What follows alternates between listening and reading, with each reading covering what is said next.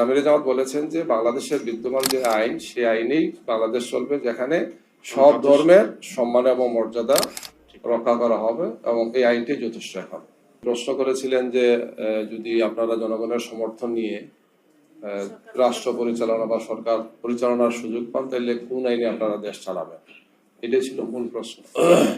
এখানে থাকে অনেকে জিজ্ঞেস করেন যে শরিয়া আইনে না অমুক মডেল তমুক মডেল, এগুলো। আমাদের আমির জামাত বলেছেন যে বাংলাদেশের বিদ্যমান যে আইন সেই আইনেই বাংলাদেশ চলবে, যেখানে সব ধর্মের সম্মান এবং মর্যাদা রক্ষা করা হবে এবং এই আইনটি যথেষ্ট হবে।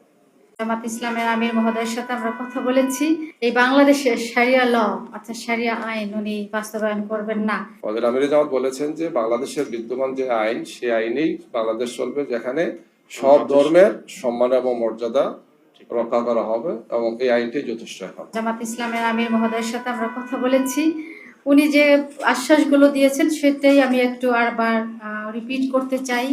যেটা উনি জাতির উদ্দেশ্যে বলেছেন সেটা হলো, যদি মহান সৃষ্টিকর্তা ওনাদেরকে এই দেশ পরিচালনা করার সুযোগ দেন, তাহলে এই বাংলাদেশের শারিয়া ল অর্থাৎ শারিয়া আইন উনি বাস্তবায়ন করবেন না।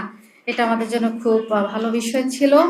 এবং যারা আমাদেরকে নিজেদেরকে মনে করি যে আমরা এই দেশে সংখ্যালঘু, উনি বলেছেন সংখ্যালঘু হিসেবে যেন আমরা নিজেদেরকে পরিচিত না হই, বরং আমরা যারা ছোট সম্প্রদায়ের অর্থাৎ লোক কম তাদেরকে উনি বলেছেন যেন সন্তানের মতো করে তিনি আমাদেরকে আগলে রাখবেন।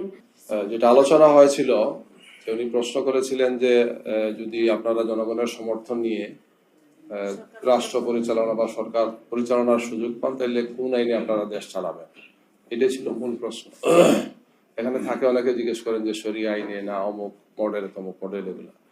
আমাদের আমির জামাত বলেছেন যে বাংলাদেশের বিদ্যমান যে আইন সেই আইনেই বাংলাদেশ চলবে, যেখানে সব ধর্মের সম্মান এবং মর্যাদা রক্ষা করা হবে এবং এই আইনটি যথেষ্ট হবে, এইভাবে চলেছে।